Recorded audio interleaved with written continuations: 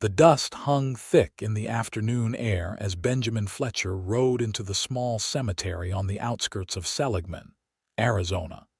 His horses' hooves crunching against the dry earth that hadn't seen rain in 3 weeks.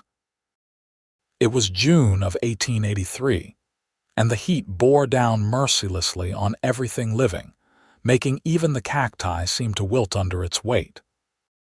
He had come to visit his brother's grave, a ritual he performed every few months when his work on the ranches took him through this territory. But what he saw made him pull his horse to a sudden stop. A young woman knelt before two fresh graves, her shoulders shaking with sobs so profound that Benjamin could hear them from 20 feet away. Her dark dress was covered in dust, and her honey-colored hair had come loose from its pins, falling in waves down her back. She clutched a handful of wildflowers that looked like they had been picked from the desert scrub, their petals already beginning to curl in the heat. Benjamin dismounted slowly, not wanting to startle her. He had seen grief before, plenty of it in his 32 years, but something about the raw anguish in her crying made his chest tighten. He approached quietly, his boots making soft sounds against the packed earth, and when he reached the graves, he could see the names carved into simple wooden crosses: Daniel Murphy and Elizabeth Murphy. The dates showed they had died just 3 days prior. He stood beside her, removing his hat and holding it against his chest.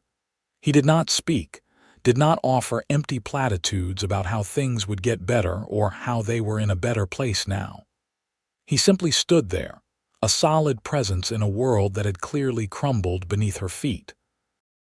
Minutes passed, maybe 10, maybe 15.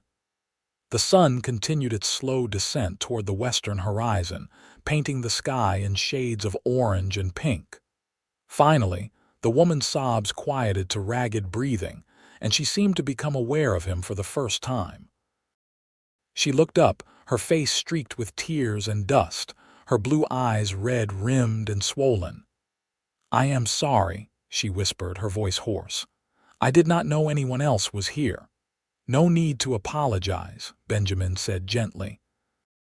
His voice was deep and rough from years of calling across open ranges, but he softened it as much as he could.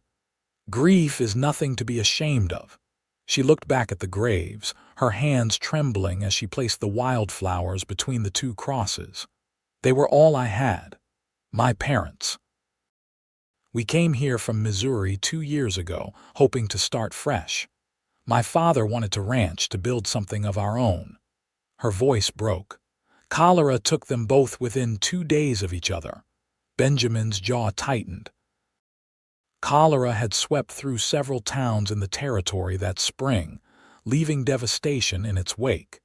He had been lucky, staying mostly in the open country, away from the crowded conditions where disease spread like wildfire. "You have other family?" he asked. "Brothers, sisters, anyone who could help you?" She shook her head, fresh tears spilling down her cheeks. "No one. It was just the 3 of us. My mother could not have more children after me." She pressed her hand against her mouth, trying to stifle another sob. "I do not know what I am going to do. The ranch, such as it is, will be taken for debts. My father borrowed money to buy the land and cattle. Without him to work it, without income, I cannot possibly pay it back." Benjamin felt something shift inside him, a decision forming before he had fully thought it through. He was a drifter by nature, moving from ranch to ranch, taking work where he could find it. He had no ties, no obligations. His own family had been small, and after his brother died 5 years ago from a gunshot wound during a cattle dispute, he had been alone. Maybe that was why he felt such a pull toward this grieving woman. Maybe he recognized in her the same loneliness that had haunted him for years. "What is your name?" he asked. "Sophia," she said quietly. "Sophia Murphy." "Benjamin Fletcher," he replied. Miss Murphy, I know this is a difficult time, but you should not be alone right now. Do you have somewhere to stay tonight? She nodded slowly. The ranch house. It is small, just 2 rooms, but it is mine for now, at least until the bank comes to claim it. Then let me ride with you back there, Benjamin said. It will be dark soon, and it is not safe for a woman to be out alone after sunset. Sophia looked at him with those devastating blue eyes, searching his face for something. Whatever she found there must have reassured her because she nodded. Thank you, Mr. Fletcher. You are very kind. She stood, her legs unsteady beneath her, and Benjamin instinctively reached out to steady her. His hand on her elbow was gentle but firm, and he could feel how thin she had become, probably from nursing her dying parents and forgetting to care for herself. She could not have been more than 23 or 24 years old, far too young to be facing this kind of loss and hardship alone. Benjamin walked her to where his horse waited, then looked around. Did you walk here? Yes, Sophia said. It is only a mile and a half. I needed the time to think, to gather myself before seeing them again. You can ride, Benjamin said. I will walk alongside. I cannot ask you to do that, Sophia protested weakly. You did not ask. I am offering. His tone was gentle but firm, leaving no room for argument. He helped her into the saddle, and she sat there looking uncomfortable and grateful all at once. Benjamin took the reins and began walking, leading the horse back toward the main road. Sophia directed him with quiet words, pointing out the turn that led to her family's property. As they walked, Benjamin studied the landscape. The Murphy Ranch was situated in a decent location, with access to a creek that ran most of the year and enough grazing land for a small herd. The problem was clear once they approached the house. Only about 20 head of cattle grazed in the distance, nowhere near enough to support even a modest operation. The fences needed mending, and the barn looked like it could use significant repairs. The house itself was exactly as Sophia had described it. Small but sturdy, built from adobe with a wooden door and 2 windows. A small garden beside the house had withered in the heat, untended during the crisis that had claimed her parents' lives. Benjamin helped Sophia down from the horse and she swayed slightly on her feet. When did you last eat? He asked, concern sharpening his voice. She thought for a moment, her brow furrowing. Yesterday morning, I think. Maybe the morning before. I have not been very hungry. That will not do, Benjamin said firmly. You need to eat, keep your strength up. May I? He gestured toward the house. Sophia hesitated, then nodded. Yes, of course. You have been so kind already. Inside, the house was neat but showed signs of recent tragedy. Medicine bottles still sat on a small table, and the smell of illness lingered faintly in the air. Benjamin tried not to notice as he moved to the kitchen area, searching through the cupboards. He found some dried beans, a bit of salt pork, and some flour. Sit, he told Sophia, pointing to one of the 2 chairs at the small table. I will make something.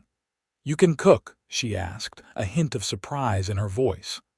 A man who works ranches learns to cook for himself or he starves, Benjamin replied with a slight smile.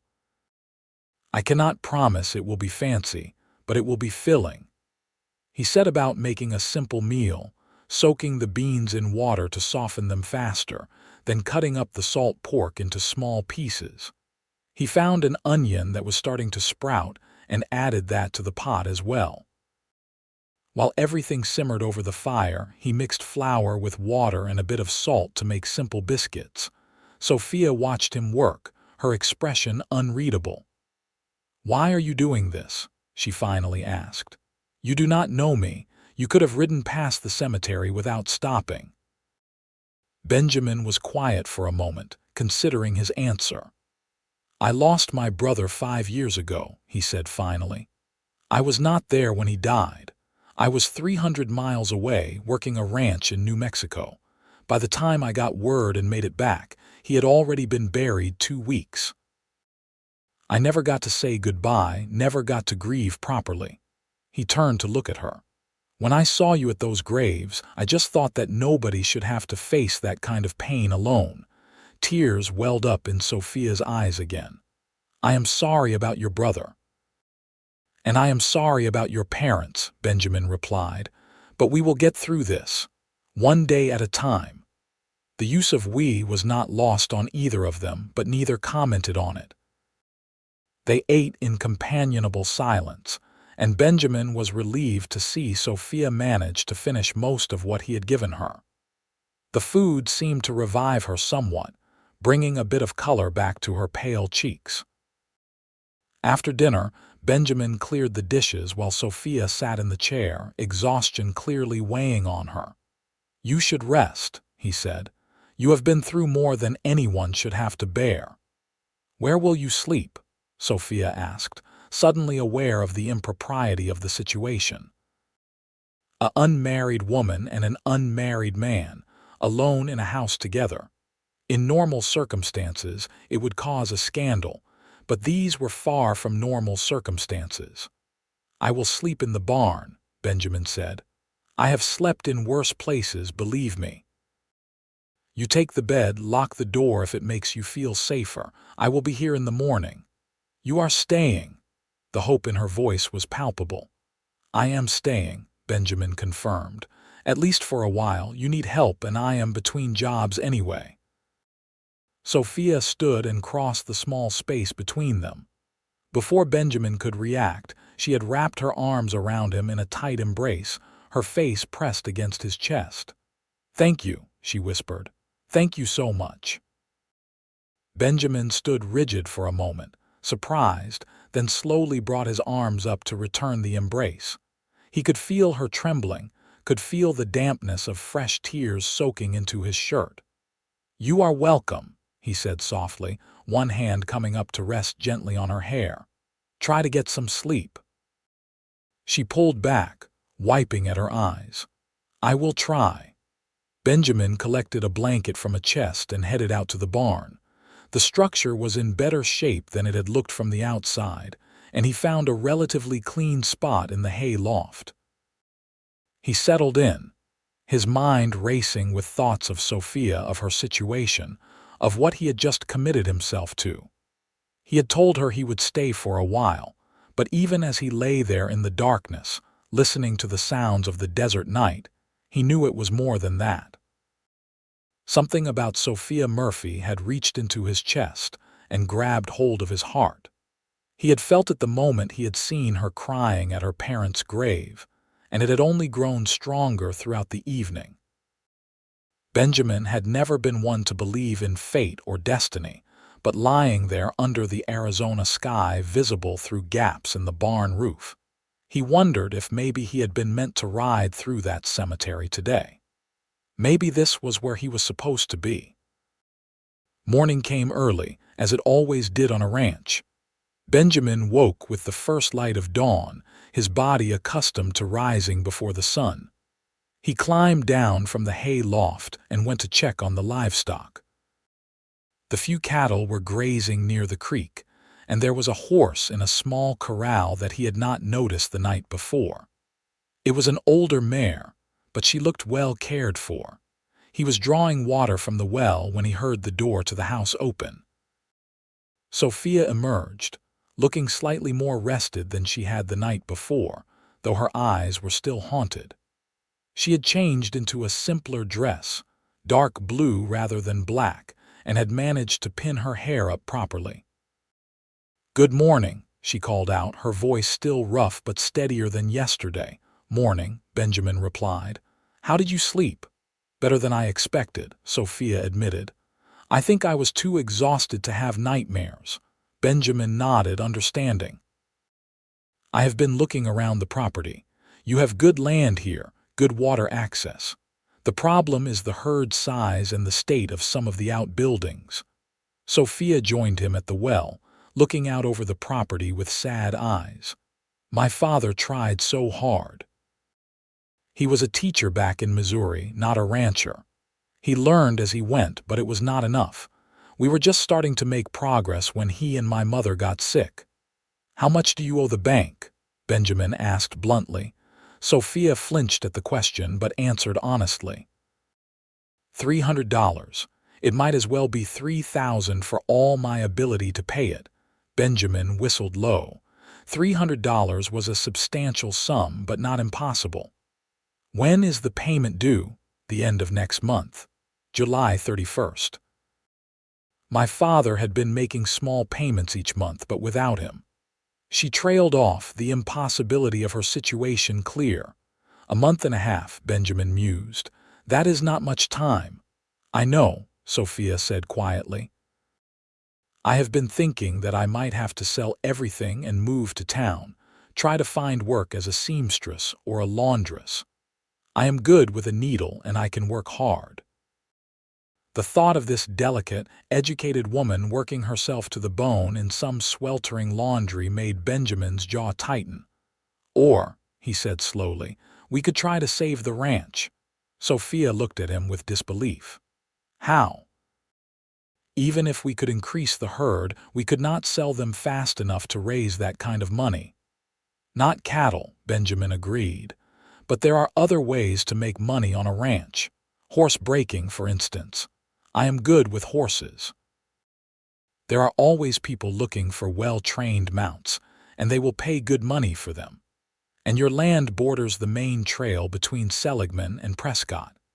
We could offer room and board for travelers, a place to rest their horses and get a hot meal.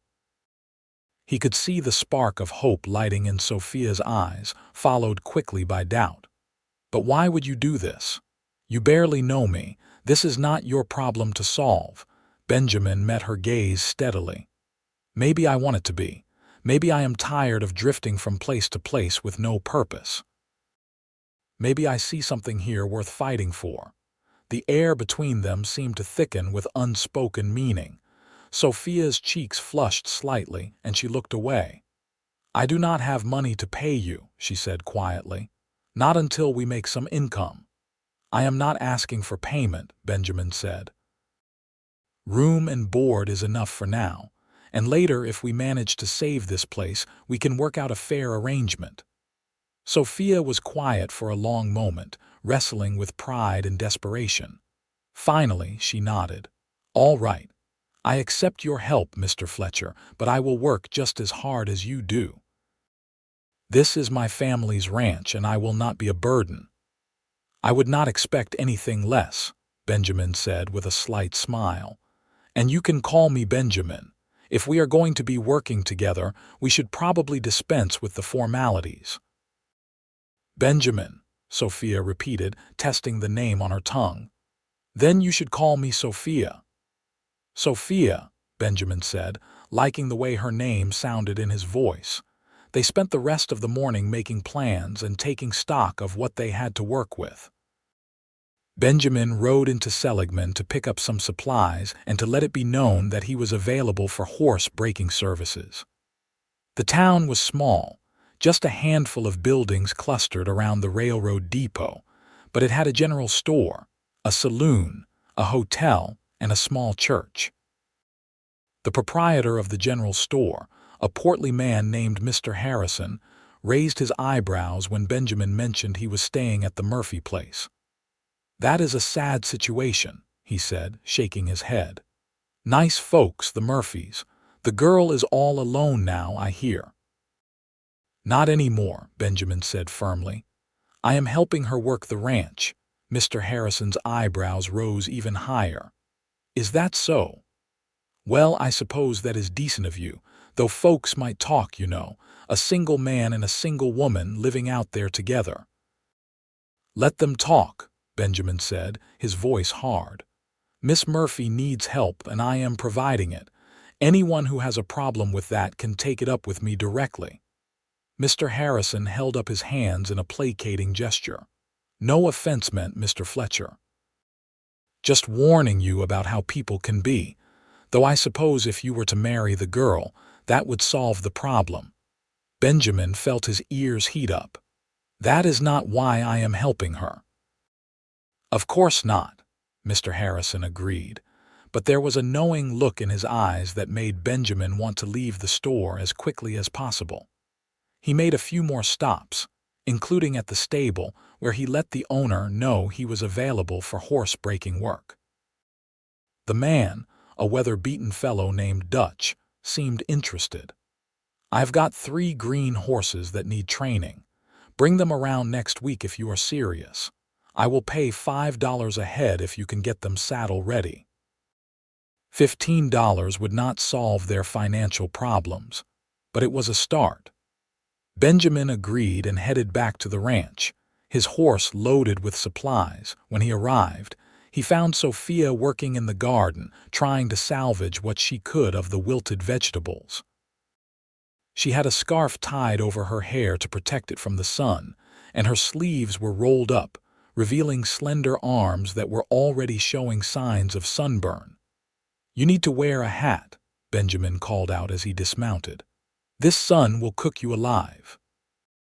Sophia straightened, pressing a hand to her lower back. "I know. My father's hat is in the house. I will get it." She started to walk past him, but Benjamin caught her arm gently. "Wait, let me see." He turned her arms over, examining the red skin. "You are already burning. Do you have any salve?" "I think so," Sophia said. "My mother kept some for burns." "Go put it on," Benjamin instructed. "And wear long sleeves and a hat from now on, even if it is hot. You will thank me later." Sophia nodded and went inside. Benjamin unloaded the supplies, noting that he had bought more than he had originally intended. He had picked up fabric for new curtains, seeing that the ones in the house were thin and faded. He had also bought tea, knowing that many women appreciated it, and some peppermint sticks just because. When Sophia came back out, she was wearing her father's large hat and had applied the salve to her arms. Benjamin handed her the tea and peppermint sticks. "I thought you might like these," he said, suddenly feeling awkward. Sophia's face lit up with a genuine smile, the first he had seen from her. It transformed her face, making her heartbreakingly beautiful. "Thank you," she said softly. "You did not have to do that." "I wanted to," Benjamin said simply. They fell into a routine over the next few days. Benjamin worked from dawn until dusk, repairing fences, fixing the barn roof, and tending to the cattle. Sophia worked just as hard, maintaining the house, cooking their meals, and helping with the outdoor work whenever Benjamin would let her. In the evenings, after the worst of the heat had passed, they would sit on the porch and talk. Benjamin learned that Sophia had been a schoolteacher in Missouri before her family had moved west. She was well-read and intelligent, with opinions on everything from politics to literature. He found himself fascinated by the way her mind worked, by the passion in her voice when she spoke about things she cared about. Sophia, in turn, learned about Benjamin's life. He had been born in Texas, the younger of 2 sons. His family had been ranchers, but after his parents died in a flash flood when he was 18, he and his brother had sold the land and gone their separate ways. His brother had tried his hand at prospecting while Benjamin had taken work on various ranches, slowly making his way north and west. "Do you ever regret not keeping your family's ranch?" Sophia asked one evening as they watched the sun set in a blaze of orange and purple. Benjamin considered the question. "Sometimes," he admitted, "but I was young and angry after my parents died. I wanted to get away from the memories." My brother felt the same way. We thought selling was the right choice at the time. And now I think maybe I was running from the pain instead of facing it, Benjamin said quietly. "I have spent 14 years drifting, never putting down roots anywhere. Sometimes I wonder what my life would have been like if I had stayed, if I had built something lasting." Sophia was quiet for a moment. "It is not too late, you know. You could still build something. You are only 32. That is young enough to start over." Benjamin looked at her, at the way the fading light caught in her hair and made her skin glow. Maybe I am, he said softly. The moment stretched between them, heavy with possibility, but then Sophia looked away, breaking the spell. I should start dinner, she said, standing up. You must be hungry after working all day. Sophia, Benjamin said, catching her hand. She stopped, looking down at where his calloused fingers encircled her smaller hand. You do not have to run from this, from whatever is happening between us. I do not know what you mean, Sophia said, but her voice trembled slightly. Yes, you do, Benjamin said gently. He stood up, still holding her hand. I feel it, and I think you feel it too. I am not asking you for anything, not now. You are grieving and you need time. But I want you to know that I am not here just to save your ranch. I am here because I want to be near you. Sophia's eyes filled with tears. My parents have been dead for less than 2 weeks, Benjamin. I do not even know how I am supposed to feel right now. Everything is so confused. I know, Benjamin said, releasing her hand. And I am sorry if I spoke out of turn. Take all the time you need. I am not going anywhere. Sophia nodded, wiping at her eyes. Thank you for understanding. She went inside, leaving Benjamin alone on the porch with his thoughts. The next day, Benjamin rode into town to pick up Dutch's horses for training. The 3 animals were young, barely broken to lead, and skittish around people. Benjamin loaded them into the corral at the Murphy ranch and began the slow process of gentling them. Sophia watched from the fence, fascinated by his patient approach. Benjamin never raised his voice or used force. He simply stood in the corral, letting the horses get used to his presence, occasionally moving closer and then backing off when they showed signs of distress. How long does it take? Sophia asked. To train a horse, I mean. Depends on the horse, Benjamin replied, not taking his eyes off the animals. Some are naturally calmer, more trusting. Others have been mishandled and need more time to learn that not all humans will hurt them. These 3 look like they have just been neglected, not abused. That is good. They should come around fairly quickly. You are very patient with them, Sophia observed. Benjamin shrugged. Horses respond to patience and consistency. You cannot rush trust. It has to be earned. Sophia was quiet for a moment, then said softly, I think that is true of people too. Benjamin glanced at her, understanding the deeper meaning behind her words. Yes, he agreed. It is. Over the next week, Benjamin made remarkable progress with the horses. By the end of it, all 3 were allowing him to approach, to touch them, and to place a blanket on their backs. He had also managed to repair most of the fence line and had started work on expanding the corral to accommodate more animals. Their first traveler came on a hot afternoon in mid-June. A man and his wife, traveling from California to Missouri, stopped at the ranch asking if they could water their horses and rest for a spell. Sophia welcomed them warmly, offering them coffee and some of the biscuits she had been baking. The couple, Mr. and Mrs. Patterson, were grateful for the hospitality. We would be willing to pay for a hot meal and a place to sleep that is not the ground, Mr. Patterson said, if you have the accommodations. Benjamin and Sophia exchanged glances. We do, Sophia said. You can sleep in the barn. It is clean and dry, and I can make dinner for you. Would $2 be fair? Mr. Patterson agreed readily, and that evening Sophia cooked a large meal of roasted chicken, potatoes, and vegetables from the garden. The Pattersons ate with enthusiasm, complimenting Sophia's cooking repeatedly. After they had gone to sleep in the barn, Benjamin and Sophia cleaned up together in the kitchen. $2, Sophia said, holding the coins in her hand with wonder. For one night, if we could get even 1 or 2 travelers a week, that would add up. We need to let people know we are here, Benjamin said. Maybe put up a sign by the road, and I could mention it in town when I go to deliver Dutch's horses. Sophia nodded, then impulsively threw her arms around Benjamin's neck. Thank you, she said. Thank you for giving me hope." Benjamin's arms came around her waist, holding her close. She smelled like wood smoke and lavender, and he had to resist the urge to bury his face in her hair. "You are welcome," he said, his voice rough. Sophia pulled back slightly, and suddenly they were face to face, mere inches apart. Benjamin could see the flecks of gold in her blue eyes, could feel her breath on his face. The moment seemed to stretch impossibly long, and then Sophia was closing the distance between them, pressing her lips to his in a tentative, sweet kiss.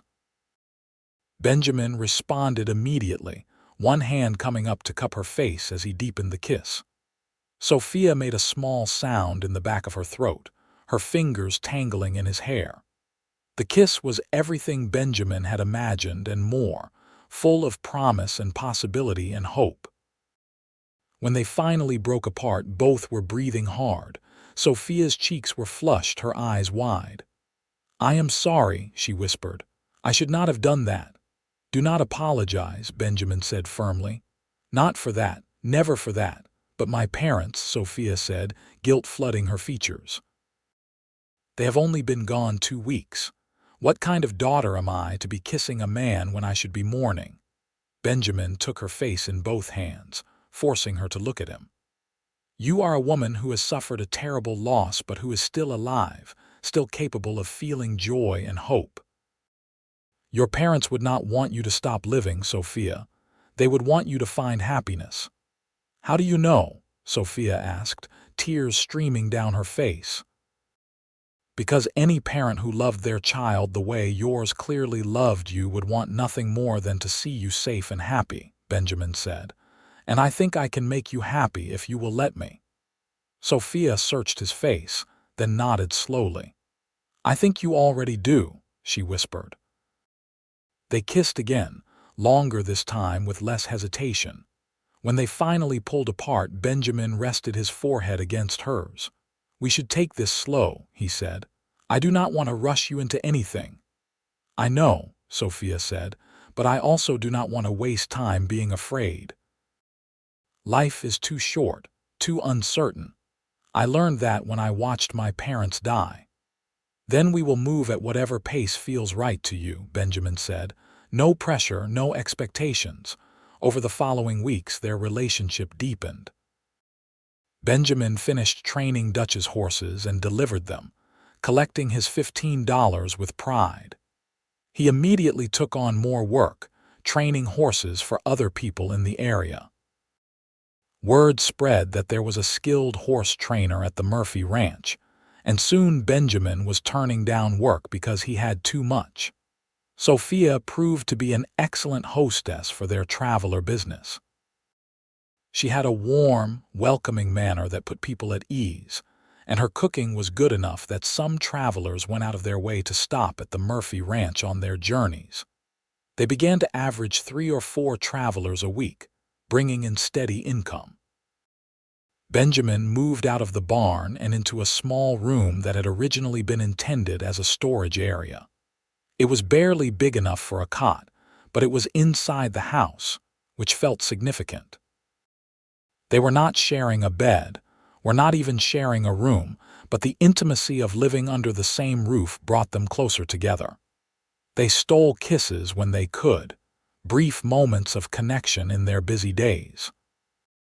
Benjamin would catch Sophia around the waist when she was cooking, pulling her back against his chest and pressing a kiss to her neck. Sophia would lean up on her toes to kiss him goodbye when he rode out to check on the cattle. Each touch, each kiss was building something between them, something solid and real. By the middle of July, they had saved nearly $100. It was not enough, not yet, but it was progress. Benjamin sat down with Sophia one evening to go over their finances. "We have got 2 more weeks until the payment is due," he said. "At our current rate, we will be short about $50. Sophia's face fell. "So close," she said. "We have come so close." "We are not done yet," Benjamin said firmly. "I can take the cattle to market. They are not prime stock, but they should fetch something. And I heard that there is a ranch over by Prescott looking for a foreman. The job pays well. I could ride over there, see if I can get it. But that would mean you leaving, Sophia said, her voice small. Only for a few days, Benjamin assured her. I would be back before the payment is due. Sophia bit her lip, clearly torn. I do not want you to go, but I know we need the money. It is your decision, Benjamin said. This is your ranch. I will do whatever you think is best. Sophia was quiet for a long moment, then nodded. Go to Prescott. See about the job, but Benjamin, please be careful and come back to me. Always, Benjamin promised, taking her hand and pressing a kiss to her palm. He left early the next morning, riding hard for Prescott. The journey took a full day, and he arrived dusty and tired at a large ranch spread across a valley. The owner, a man named Mr. Carson, interviewed Benjamin thoroughly, asking about his experience and his approach to managing men. I need someone who can handle a crew of 20 cowboys, Mr. Carson said. Someone who knows horses and cattle and can keep things running smoothly. The pay is $60 a month, plus room and board. Benjamin's heart sank. The job sounded perfect, but it would mean leaving Sophia, leaving the ranch they had worked so hard to save. Mr. Carson, I appreciate the offer, but I cannot take the job. I have commitments back in Seligman that I cannot abandon. Mr. Carson studied him for a moment. A woman and a ranch that needs saving, Benjamin admitted. Mr. Carson smiled slightly. I respect a man who honors his commitments. Tell you what. I do not need a full-time foreman right now, but I could use someone to come out once a month to check on things. Make sure my current crew is doing their jobs right. I would pay $20 a visit. Would that work for you? $20 a month for a few days of work was generous, and it would not require Benjamin to leave Sophia permanently. Yes, sir, Benjamin said. That would work perfectly. They shook on it, and Mr. Carson advanced Benjamin $40, payment for the next 2 months. Benjamin rode back to Seligman with the money tucked securely in his saddlebag, feeling like he had won a small victory. He arrived back at the ranch late in the evening of the second day. Sophia ran out of the house when she heard his horse, her face alight with relief. You are back, she cried, throwing her arms around him as soon as he dismounted. I was so worried. Benjamin held her tight, breathing in her scent. I am fine, and I have good news. He showed her the money, explaining about the arrangement with Mr. Carson. Sophia's eyes widened. Benjamin, that is wonderful. That means we have enough. We can make the payment. We can, Benjamin confirmed. The ranch is saved.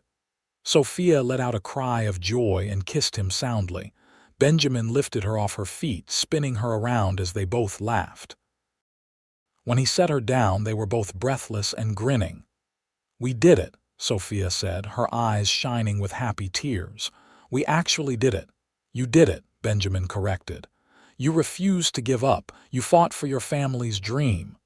We did it, Sophia repeated firmly. I could not have done this without you, Benjamin. You saved me in every way a person can be saved. Benjamin cupped her face in his hands, suddenly serious. Sophia Murphy, I think I have been falling in love with you since the moment I saw you crying at your parents' grave. These past weeks have only confirmed what my heart already knew. I want to spend the rest of my life with you if you will have me. Sophia's breath caught. Are you asking me to marry you? I am, Benjamin said. I know it is fast, and I know you are still grieving your parents. But I also know that I have never been more certain of anything in my life. I love you, Sophia. Will you marry me? Tears streamed down Sophia's face, but she was smiling. Yes, she said. Yes, Benjamin, I will marry you. I love you too, so much that it frightens me sometimes. But it is a good fear, an excited fear. You make me want to live again, to hope again. Benjamin kissed her deeply, pouring all his love and promise into it. When they broke apart, both were shaking slightly. "We should do this properly," Benjamin said. "I will talk to the preacher in town, arrange for a wedding, and I will buy you a ring, a proper one."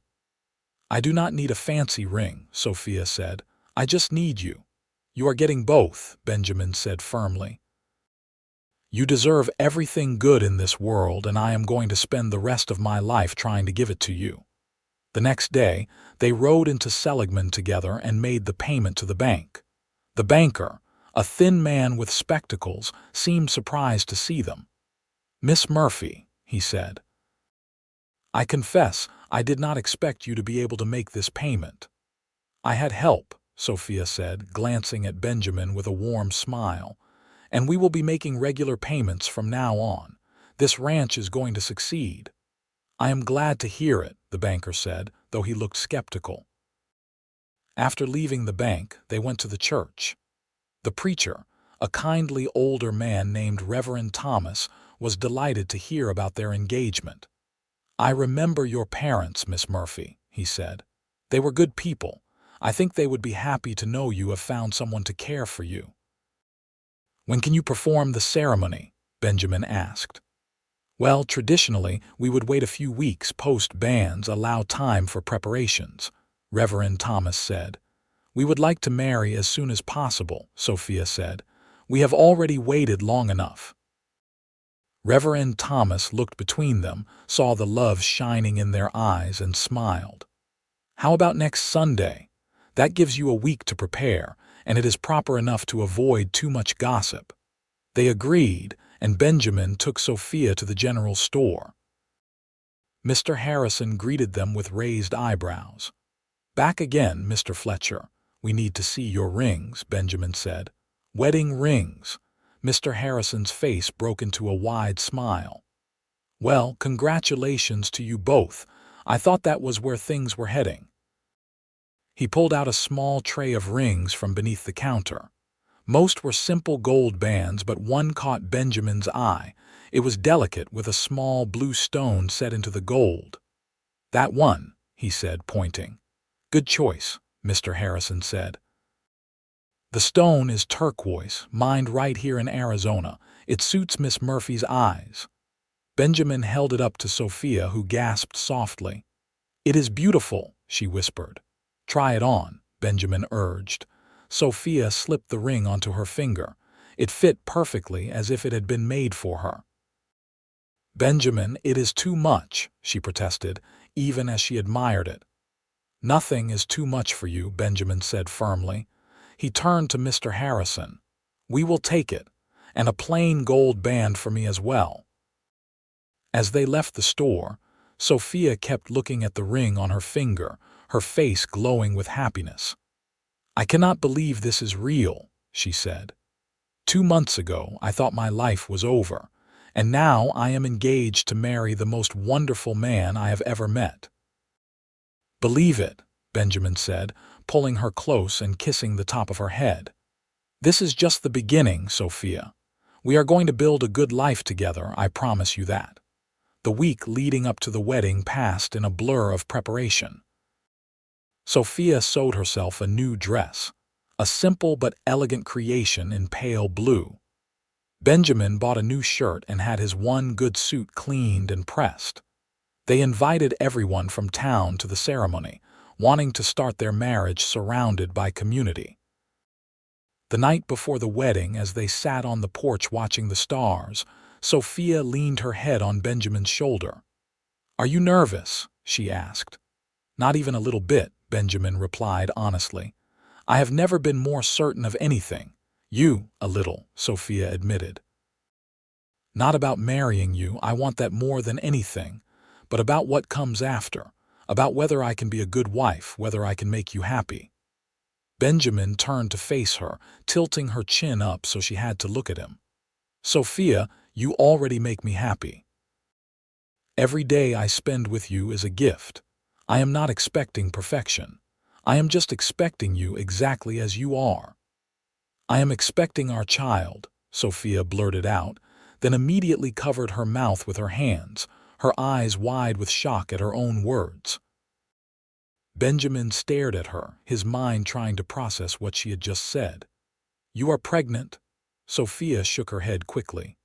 "No, I am sorry, that came out wrong. I am not pregnant. I was just saying that someday I hope we have children. I am saying everything all wrong." She was blushing furiously, stumbling over her words. Benjamin started to laugh, the tension breaking.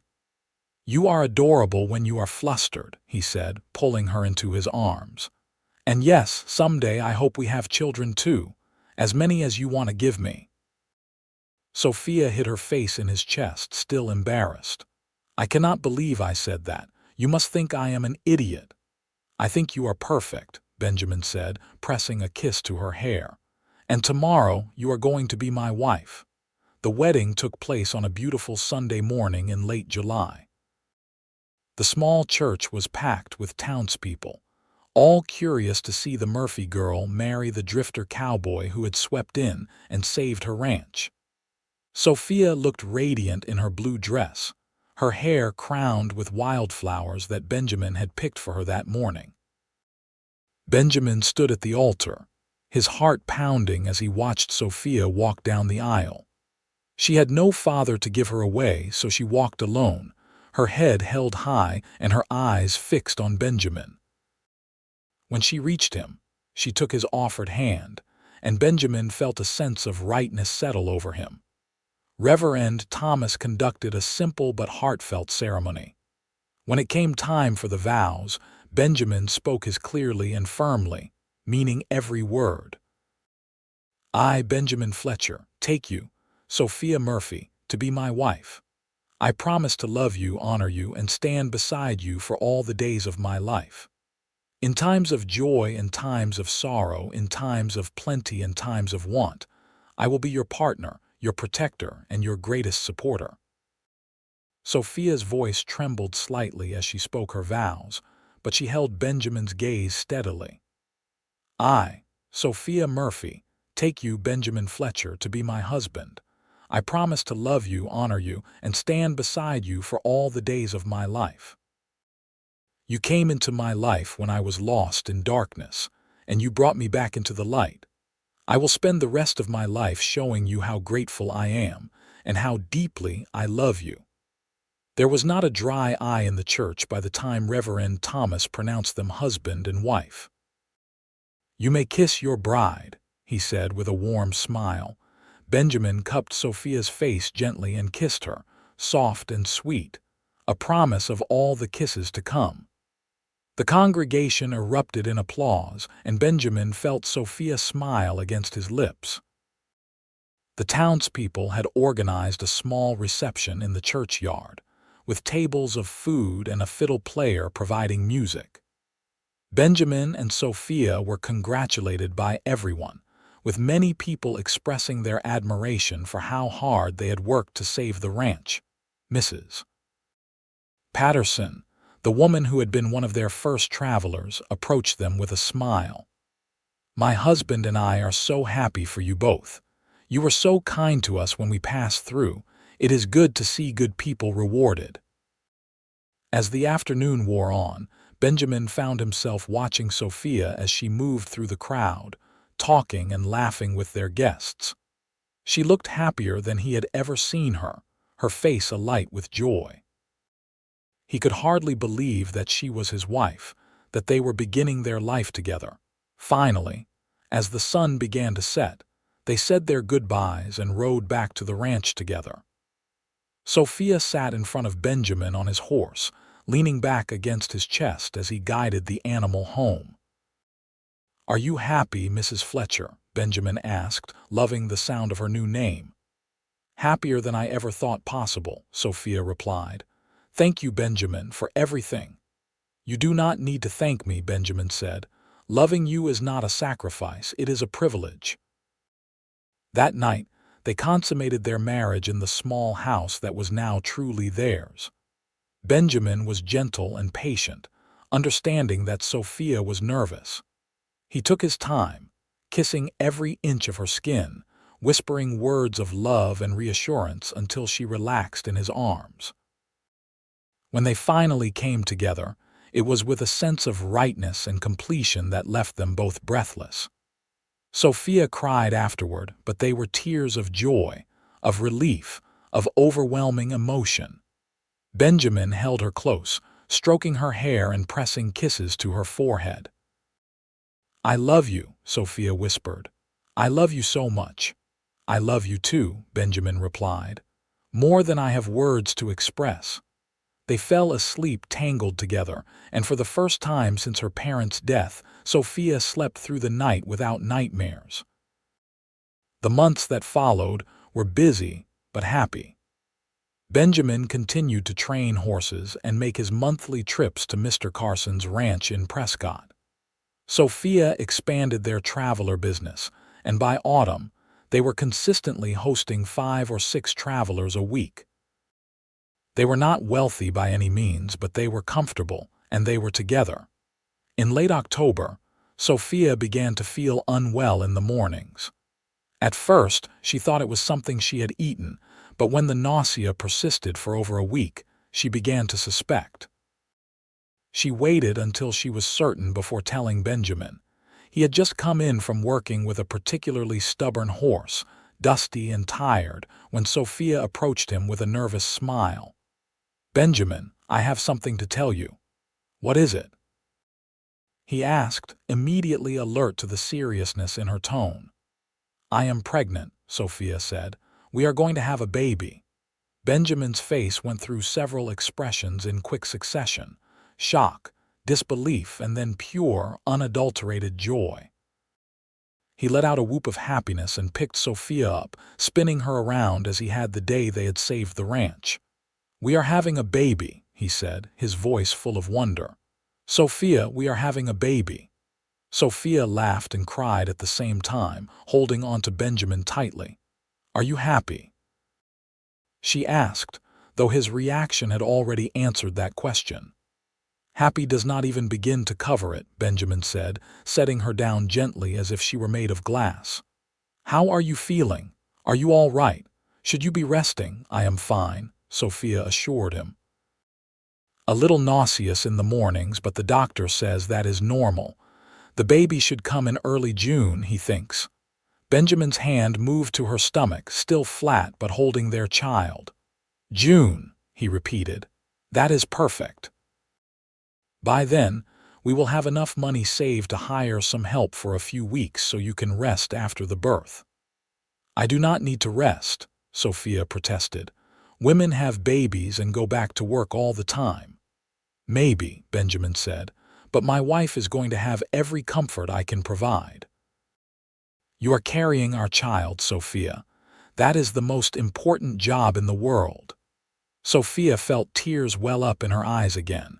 The pregnancy was already making her more emotional than usual. "What did I do to deserve you?" she asked.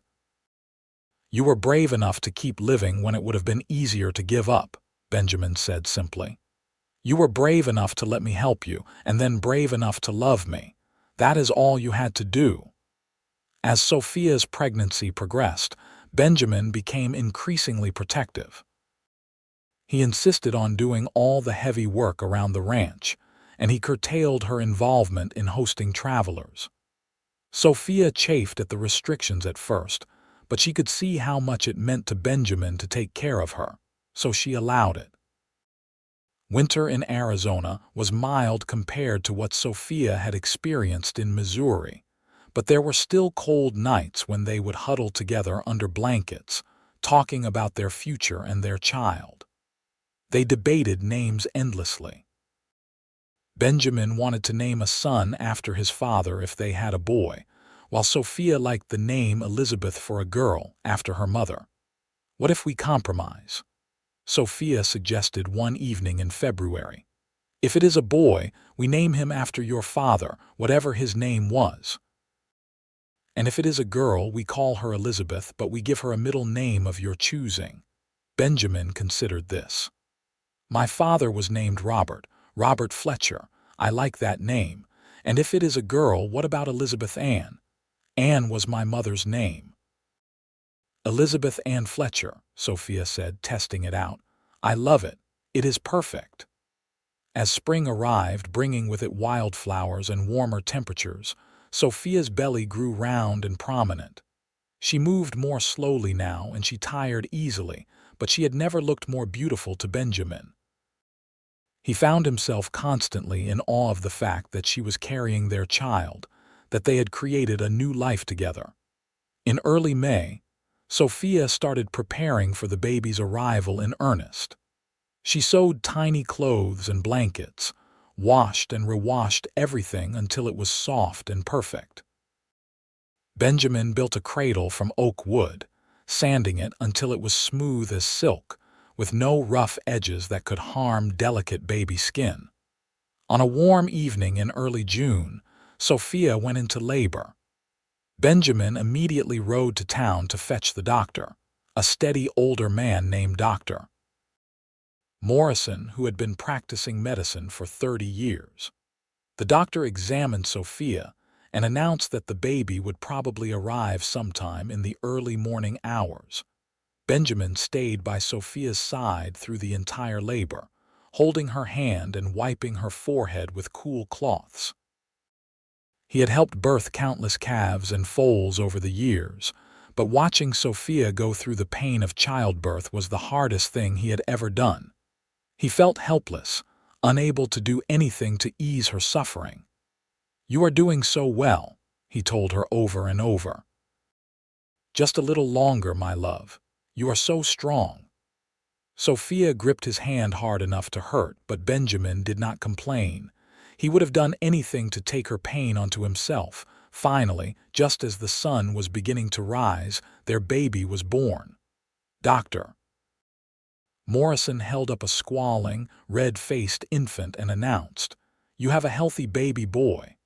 Benjamin felt his eyes fill with tears as he looked at his son. The baby had a shock of dark hair and lungs that clearly worked perfectly, judging by the volume of his cries. Dr. Morrison cleaned the baby and wrapped him in a soft blanket before handing him to Sophia.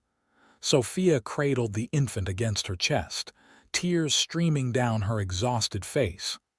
"Hello, Robert," she whispered. "Hello, my beautiful boy." Benjamin leaned down to kiss Sophia's forehead, then gently touched his son's tiny hand.